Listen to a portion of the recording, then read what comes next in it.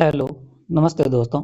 मैं सर सुनील पंचारिया और मैं आप सबका एडुडेट क्लासेस के इस प्लेटफॉर्म पर स्वागत करता हूं, जिसमें आज का हमारा जो टॉपिक है आहड़ और कालीबंगा सभ्यता के अलावा जितनी भी सभ्यताएं हैं उनसे रिलेटेड वर्तमान में 2015 से लेकर 25 तक के बीच में जितने भी एग्जाम हुए हैं, इन सभी एग्जाम के अंदर जो जो टॉपिक से रिलेटेड क्वेश्चन पूछे गए हैं और जिन टॉपिक की ओर आरपीएससी हमें इशारा कर रही है, उन सभी तथ्यों पर चर्चा करनी और इन पीवाईक्यूज का आंसर देखना और जहां तक संभव हो उतना उनका पोस्टमार्टम भी करना। तो चलिए हम हमारी इस पहल को आगे बढ़ाते हैं और आज का हमारा टॉपिक है राजस्थान की प्राचीन सभ्यताएं।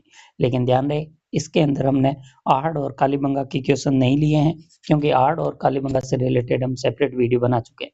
तो अब देखते हैं जो बाकी बची हुई सभ्यताएं हैं जिनसे रिलेटेड अच्छे क्वेश्चन बन सकते हैं, उनमें क्या है, कैसे क्वेश्चन अभी तक आरपीएससी और आरएस एमएसएस भी ने पूछे हैं। चलिए तो हम शुरू करते हैं पहले क्वेश्चन से और हमारा पहला क्वेश्चन है, पुरातत्व का पुष्कर या फिर ताम्रयुगीन सभ्यताओं की जननी किसे कहते हैं। हो सकता है कि पुरातत्व का पुष्कर हमने पहले नहीं सुना हो, नहीं पढ़ा हो, लेकिन ताम्रयुगीन सभ्यताओं की जननी किसे कहते हैं ये हम सब ने पढ़ रखा है और वो है हमारी गणेश्वर सभ्यता। जबकि तांबे की भट्टी कहाँ पर मिली है, तांबे की भट्टी मिली है हमें आहड़ सभ्यता नामक स्थल पर। आहड़ नामक स्थल पर जोधपुर है, ये एक लो युगीन सभ्यता के स्थल हैं जो जयपुर में है। नाम से जोधपुर लगता है लेकिन ये जयपुर की साबी नदी पर यानी वर्तमान में देखा जाए तो कोटपुतली बहरोड में है और ये हैं जयपुर या कोटपुतली बहरोड में, लेकिन नाम से ये जोधपुर है जबकि ये जोधपुर में नहीं है। एक ऑप्शन डी देखा जाए, इसमें लिखा हुआ है ईसवाल, ये आहड़ सभ्यता का एक स्थल है जो उदयपुर में है। तो हमें हमारे क्वेश्चन का आंसर मिल गया। पुरातत्व का पुष्कर यानी कि जो प्राचीन कालीन स्थल हैं उनमें सबसे पवित्र स्थल कौन सा माना जाता था, गणेश्वर। और वैसे भी हम इसका नाम गणेश जी के नाम से जोड़कर देख सकते हैं कि ये कोई पवित्र स्थल जरूर रहा होगा। तो ताम्रयुगीन सभ्यताओं की जननी गणेश्वर और पुरातत्व का पुष्कर भी गणेश्वर को कहा जाता है। और ये आया था हमारे कॉलेज लेक्चरर 2016 में, जेईएन 2022 में भी आ चुका है। दूसरा क्वेश्चन देखते हैं। दूसरा है, गणेश्वर सभ्यता किस नदी के किनारे पर है। तो गणेश्वर सभ्यता, इसके लिए तो हमें ज्यादा सोचने की जरूरत नहीं है, ये कांतली नदी पर है, क्योंकि शेखावटी की सबसे पवित्र और सबसे बड़ी नदी कांतली नदी ही है और इसके बारे में तो हम सब जानते हैं कि कांतली नदी पर यह सभ्यता विकसित हुई है। चलिए तो और आगे कोठारी पर तो आहड़ सभ्यता के जो सहायक हैं क्षेत्र हैं, बागोर हुआ, ऐसे जो क्षेत्र थे वो कोठारी पर हैं। बनास पर तो आहड़ सभ्यता खुद है और आयन नदी पर आहड़ नामक स्थान में। चलिए तो नेक्स्ट देखते हैं और ये आया था राजस्थान पुलिस 2018 और रीट लेवल 2 2021 में। तो रीट वाले ध्यान दें, ये टॉपिक रीट में भी काफी इंपॉर्टेंस रखता है। नेक्स्ट बात करें, नेक्स्ट हमारा क्वेश्चन है, गणेश्वर सभ्यता का उत्खनन कार्य किसकी देखरेख में हुआ। तो हमने हमारे वीडियो में पहले भी इस बारे में चर्चा की है। अगर आपको विजय चाहिए तो गणेश जी की पूजा जरूर करें, यानी कि आरसी अग्रवाल, विजय कुमार और गणेश्वर सभ्यता, यानी कि ये दो नाम हमें ध्यान में रखना है। और इसकी ट्रिक भी यही है कि अगर आपको विजय चाहिए, अग्रवाल, विजय कुमार और गणेश जी, अगर आपको विजय चाहिए तो गणेश जी की पूजा जरूर करें। तो इससे हम ध्यान में रख सकते हैं कि किसके देख रेख में उत्खनन कार्य हुआ, तो इसका जवाब हो जाएगा आरसी अग्रवाल। तो ये तो सिंपल सी ट्रिक है और सभी जानते हैं, इसलिए याद रह जाएगी। ये आया था हमारा आरपी सेकंड ग्रेड 2017 में, एआरओ 2022 में भी पूछा गया, सेम क्वेश्चन रिपीट हुआ है।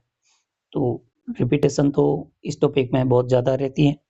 नेक्स्ट देखते हैं, मछली पकड़ने का कांटा कहाँ पर किस सभ्यता स्थल से हमें प्राप्त होता है। तो हमने बात की थी गणेश्वर सभ्यता के बारे में, तब बताया था कि इन लोगों ने मछली पकड़ने के लिए जो हमारी कांतली नदी है इस पर पत्थर के बांध बनाए ताकि पानी ज्यादा जमा हो, पानी ज्यादा जमा होगा तो वहां पर मछलियां होंगी और मछलियां होंगी तो उन्हें पकड़ा जा सके, और पकड़ने के लिए इन्होंने मछली पकड़ने का कांटा भी बना रखा था। तो सिंपल सवाल है और इसका हमारा जवाब हो जाएगा गणेश्वर सभ्यता, और गणेश्वर सभ्यता से ही इन स्थलों की प्राप्ति हुई है। तो ये हो गया हमारा गणेश्वर सभ्यता। चलिए नेक्स्ट देखते हैं, ये भी आया जेई 2016 में, पीटीआई 2018 में भी आ चुका है। नेक्स्ट है, बीजक की पहाड़ी, भीम जी की डूंगरी, महादेव जी की डूंगरी किस सभ्यता से संबंधित स्थल हैं? तो ये सभी बेराट के स्थल हैं और ये डूंगरी वाले नाम हम जानते हैं भी जयपुर के आसपास के नाम हैं और जयपुर में एक ही सभ्यता विकसित हुई थी, उसका नाम था बेराट। तो ये डूंगरियां वगैरह सब बेराट में यानी कि जयपुर में। ये RS प्री 2021 का था और पटवार 2015 में भी आया हुआ था। नेक्स्ट क्वेश्चन है, मौर्यकालीन बौद्ध स्तूपों के अवशेष कहाँ से प्राप्त हुए हैं? हमने बेराट सभ्यता के बारे में अच्छे से विस्तृत में चर्चा की है और बेराट ही वे स्थल हैं जहाँ से हमें मौर्यकालीन हम बौद्ध स्तूप यानी कि गोल गुंबद प्राप्त हुए हैं, जो कहाँ से थे हमारे, ये प्राप्त हुए हैं हमें बेराट नामक स्थल पर और यही उसका इम्पोर्टेंस था। इस पर दयाराम साहनी ने इस पर उल्लेख किया था, यानी कि उत्खनन करता दयाराम साहनी है, उन्होंने ही बताया था कि मिहिर कुल ने इसे नष्ट करने का प्रयास किया था। ये इन सारे तमाम बिंदुओं पर हम ऑलरेडी अपनी क्लास में चर्चा कर चुके हैं। नेक्स्ट देखते हैं, सम्राट अशोक का बाबरू शिलालेख, जिसके अंदर सम्राट अशोक ने स्वयं को मगध का राजा कहा है, ये हमें कहाँ से प्राप्त होता है? मगध का राजा कहा है और ये सारी इंफॉर्मेशन हमें बाबरू शिलालेख से मिलती है और बाबरू शिलालेख है हमारे मोती डोंगरी, गणेश डोंगरी, भीम जी की बीजक की पहाड़ी। तो ये इसका जवाब हो जाएगा, बीजक की पहाड़ी से हमें मिला है बाबरू शिलालेख, जो कि अशोक का है और इसके अंदर अशोक ने स्वयं को मगध का राजा कहा है और मगध के सम्राट थे अशोक, तो इससे ये तो ध्यान में रखना पड़ेगा। नेक्स्ट है आरपीसी सेकंड, ये आया था आरपीसी सेकंड ग्रेड 2010 में, लाइब्रेरियन 2020 वाले हाल ही के एग्जाम में भी ये आ चुका है। नेक्स्ट देखा जाए, दयाराम साहनी, नील रतन बनर्जी, कैलाशनाथ दीक्षित यानी कि KN दीक्षित, इन सब का किस स्थल से उत्खनन से संबंध है? और इनका अभी मैंने बोला दयाराम साहनी ने बेराट सभ्यता का उत्खनन किया, तो इनके बारे में तो हमें पता होगा। नेक्स्ट है, ये कांस्टेबल 2018 और ARO 2020 का क्वेश्चन था, किस सभ्यता से सूती कपड़े में बंधी हुई 36 मुद्राएं मिली? हमने पहले भी बात की है कि बेराट और बालातल दो ऐसे स्थल हैं जहां से हमें सूती कपड़ा मिला है और बेराट वाले की विशेषता है कि इसके अंदर 36 मुद्राएं थी, जिसमें से 8 आहत मुद्राएं हैं यानी कि पंचमार्क सिक्के मिले और 28 इंडो ग्रीक यानी कि मिनांडर के सिक्के मिले हैं। उस राजा का नाम है मिनांडर और इस मिनांडर के हमें सिक्के मिले हैं 28, बाकी जो 8 सिक्के मिले हैं वो मौर्यकालीन पंचमार्क सिक्के हैं। तो ये मिले हैं हमें बेराट नामक स्थल पर। चलिए नेक्स्ट देखते हैं, और ये आया था पटवार में 2016 में, RS प्री 2013 में भी आया था। नेक्स्ट है, यूनानी शासक मिनांडर की मुद्राएं किस स्थल से प्राप्त हुई? अभी अभी हमने बात की है कि ये सब हमें प्राप्त होते हैं बेराट नामक स्थल पर, जहां पर हमें टोटल 36 मुद्राएं प्राप्त होती हैं। CET ग्रेजुएशन लेवल 2023 का क्वेश्चन है, EO और RO 2023 में, ये सेम ही एक ही साल में 2 बार आया हुआ है। नेक्स्ट है, चीनी यात्री ह्वेनसांग किस पूरा स्थल का भ्रमण किया? ह्वेनसांग ने भी जिस स्थल का भ्रमण किया था वो था हमारा बेराट। हालांकि इस बारे में हमारी क्लास में चर्चा नहीं हुई थी ह्वेनसांग के बारे में, लेकिन आगे से ध्यान में रखना ये ह्वेनसांग बेराट भी आया था। चलिए नेक्स्ट देखते हैं, बागोर और तिलवाड़ा नामक स्थान का संबंध मुख्य से किस काल से है? बागोर के बारे में हम जानते हैं, सबसे पहले हमें पशुपालन का साक्ष्य मिलता है, बागोर से मिला, राजस्थान में नहीं, ये संपूर्ण भारत का था। और दूसरी बात, बागोर और पशुपालन मानव ने मध्य पाषाण काल में शुरू किया था, इसके बारे में हम विस्तृत चर्चा कर चुके हैं हमारी क्लास में, तो अभी हमें ज्यादा टाइम नहीं लगेगा। तो इसका जवाब होगा मध्य पाषाण काल, जो ऑप्शन ए में लिख रखा है। चलिए ये आया था आरपीएससी फर्स्ट ग्रेड 2016 और रीट 2023 में, सेमी क्वेश्चन रिपीट हुआ है। नेक्स्ट टाइम, पशुपालन के प्राचीनतम साक्ष्य, अभी अभी हमने बात की, प्राचीनतम साक्ष्य मिले हैं हमें बागोर भीलवाड़ा में, और ये RS प्री 2018 का और PSI 2021 का क्वेश्चन है। 14वां क्वेश्चन देखिए, बागोर सभ्यता किस नदी के किनारे पर है? और बागोर जिस नदी के किनारे पर है उसका नाम है कोठारी नदी, ये भीलवाड़ा में स्थित है, नदी का नाम कोठारी नदी है, ये ध्यान में रखना। नेक्स्ट है, और ये आया था JEE सिविल्स 2022 में, फॉरेस्ट गार्ड 2022 में, मतलब एक ही क्वेश्चन उसी साल रिपीट हो गया। नेक्स्ट है, बागोर सभ्यता के उत्खनन कार्य किसके निर्देशन में हुआ था? बागोर का उत्खनन कार्य करने वाले थे VN मिश्र। वीएन मिश्रा ने यह बागोर का उत्खनन कार्य किया था। और वैसे भी वीएन मिश्रा का मुख्यतः संबंध उदयपुर के आसपास वाले क्षेत्रों से ज्यादा रहा है, तो इस तरीके से ध्यान में भी रख सकते हो। ये लाइब्रेरियन 3rd ग्रेड 2022 में और 2nd ग्रेड 2023 में आ चुका है। नेक्स्ट है महासत्यों का टिल्ला, ये बात हम कर चुके हैं, महासत्यों का टिल्ला है बागोर।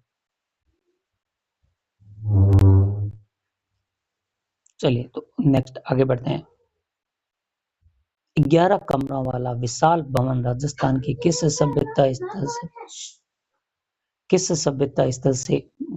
सभ्यता स्थल पर पाया गया है? 11 कमरों का एक विशाल भवन, ये हमें मिलता है बालातल में, जहाँ पर 11 मतलब एक अवशेष मिला है, जहाँ पर ऐसा लगता है कि एक बड़ा भवन रहा होगा जिसके अंदर 11 कमरे हैं, ऐसा एक बड़ा भवन मिला है, ये हमें मिला है बालातल के अंदर।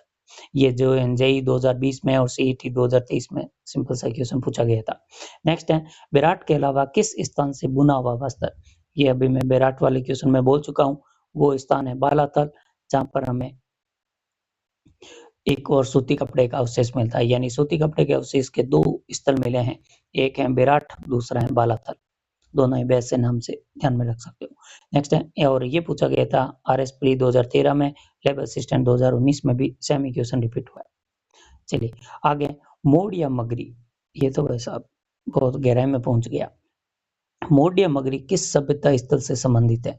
तो मोड या मगरी का हमारा संबंध है गिलूंद सभ्यता से। तो इस फैक्ट को बहुत ही कम जगहों पर चर्चा होती है, तो ये ध्यान में रखना। मोड या मगरी किसको कहते हैं? मोस्टली मगरी, डूंगरी, ये सब जयपुर के आसपास होते हैं, लेकिन मोड या मगरी हैं वो हमारे गिलूंद को कहा जाता है। ये सीईटी 2023 में पूछा गया था, अच्छा क्वेश्चन था। नेक्स्ट है, गिलूंद सभ्यता किस नदी के किनारे पर विकसित हुई? तो हम जानते हैं ये बनास नदी के आसपास के क्षेत्रों में विकसित हुई नदी है, और ये आर्य सभ्यता का एक प्रमुख स्थल है। आर्य सभ्यता वाले टॉपिक में भी इसके बारे में अच्छी खासी चर्चा हुई है। नेक्स्ट है, मिट्टी की बनी सांड की आकृति, टेराकोटा बुल, यानी कि मिट्टी का बना हुआ एक बैल मिला है, और ये हमें कहाँ से मिलता है उसके बारे में बात करनी है। तो बैल की एक प्राप्ति होती है हमें ओजियाना से, और दूसरी प्राप्ति होती है आहड़ से। एक तो ओजियाना बुल प्राप्त होता है और वो भी मिट्टी का था, और दूसरा हमें प्राप्त हुआ है वो है आड़ से, जिसे बनासियन बुल भी कहते हैं। तो यहाँ आड़ नामक कोई ऑप्शन दिया हुआ नहीं है, तो फिर हमारा इसका आंसर माना जाएगा गिलूंद। चलिए नेक्स्ट है, प्राचीन भारत का टाटा नगर रेड टोंग को कहते हैं। ये तो रटा हुआ सेंटेंस है और हर कोई बोलता है। ये पूछा गया है एलडीसी 2018 में, जूनियर अकाउंटेंट 2013 के अंदर। नेक्स्ट है, किस पुरा स्थल से जाक बाबा की प्रतिमा कहाँ से हमें प्राप्त होती है? और इसका जवाब है नौह भरतपुर। नौ भी एक लो युगीन सभ्यता का स्थल है, और यहाँ से हमें जाक बाबा की मूर्ति मिली है। चलिए, ये कॉलेज लेक्चरर 2014 का और जेईई 2022 का क्वेश्चन है। लोहा गलाने की प्राचीनतम भट्टियां कहाँ से मिली हैं? और इसके लिए लो युगीन सभ्यता का जो प्रमुख स्थल प्रसिद्ध है वो है सुनारी। सुनारी से हमें लोह गलाने की भट्टी प्राप्त हुई है। जोधपुरा भी लो युगीन सभ्यता का स्थल है, इसलिए यहाँ से भी मिली है। एक और फैक्ट है जो ध्यान में रखने वाला है, वो ये कि ईसवाल जो कि ताम्र युगीन सभ्यता के स्थल है, यहाँ से भी हमें लोहा गलाने की भट्टी प्राप्त होती है। तो इस क्वेश्चन का आंसर हो जाएगा हमारा ऑप्शन डी, क्योंकि ये तीनों ही वो स्थल हैं जहाँ से हमें इस प्रकार के अवशेष लोहा गलाने वाली भट्टियों के अवशेष प्राप्त होते हैं। नेक्स्ट है, जोधपुरा सभ्यता किस जिले में स्थित है? सिंपल सा क्वेश्चन है, नाम से कंफ्यूजन हो सकता है, लेकिन ध्यान में रखना जोधपुरा सभ्यता जयपुर और कोटपुतली बहरोड के बीच में स्थित है। तो इसके अंदर कोटपुतली वाला ऑप्शन है नहीं, क्योंककि 2018 का क्वेश्चन है, इसलिए इस क्वेश्चन का आंसर हो जाएगा जयपुर ग्रामीण, न कि जोधपुर स्वयं। ये पीएसआई 2021 में, एलडीसी 2018 में पूछा गया था। सीवी जनपद की राजधानी मध्यमिका यानी कि चित्तौड़ वाली किस जिले में स्थित है? ऑब्वियस है, अभी मैं बोल चुका हूँ चित्तौड़ वाली, क्योंकि मध्यमिकी सीवी जनपद भी मेवाड़ वाले क्षेत्र में हुआ और उसकी राजधानी मध्यमिका थी। इसके बारे में भी हमने बात की, और इसका जवाब हो जाएगा ये पटवार 2021 का क्वेश्चन था, फिर सीईटी 2023 में भी यही क्वेश्चन रिपीट हुआ है। नेक्स्ट है, किस सभ्यता में बस्ती को बाढ़ से बचाने के लिए पत्थर के बांध बनाए जाते थे?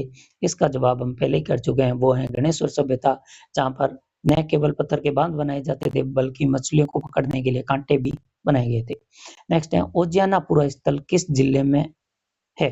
तो ओजियाना हमारा पूरा स्थल है वो राजसमंद जिले में। चलिए, ये आरएस प्री 2018 का, JEN 2021 का क्वेश्चन है। नेक्स्ट है, रंग महल का उत्खनन किसके निर्देशन में हुआ? तो वैसे तो इसके बारे में चर्चा हम कम करते हैं, लेकिन फिर भी ध्यान में रखना, इसके लिए एक स्वीडन का आया हुआ ग्रुप था, यानी कि स्वीडिश दल ने रंग महल नामक स्थल की खोज की, और यहाँ पर हमें गुरु शिष्य की मूर्ति मिलती है रंग महल में। रंग महल है कहाँ पर? रंग महल है हमारे हनुमानगढ़ में। तो रंग महल के बारे में ये तीनों फैक्ट ध्यान में रखना, गुरु शिष्य की मूर्ति मिली, स्वीडिश दल था, और ये है कहाँ पर? हनुमानगढ़ में। तो यहाँ पर देखते हैं इसका उत्खनन किसके निर्देशन में हुआ? BN मिश्रा नहीं है, बागोर से संबंधित है, RC अग्रवाल गणेश्वर सभ्यता के हैं, KN पुरी नो भरतपुर के हैं। तो बचा हुआ कौन है? एक ही इंग्लिश नाम है, वो है हना रीड। हना रीड ने इसकी उत्खनन कार्य किया। नेक्स्ट आता है गुरु शिष्य की मूर्ति। अभी अभी हम रंग महल के बारे में बात कर चुके हैं, रंग महल से हमें गुरु शिष्य की मूर्ति भी प्राप्त होती है। नेक्स्ट है, मालव जनपद के सिक्कों का ढेर कहाँ पर मिला? तो सिक्कों का ढेर मिलता है हमें रेड टोंक में।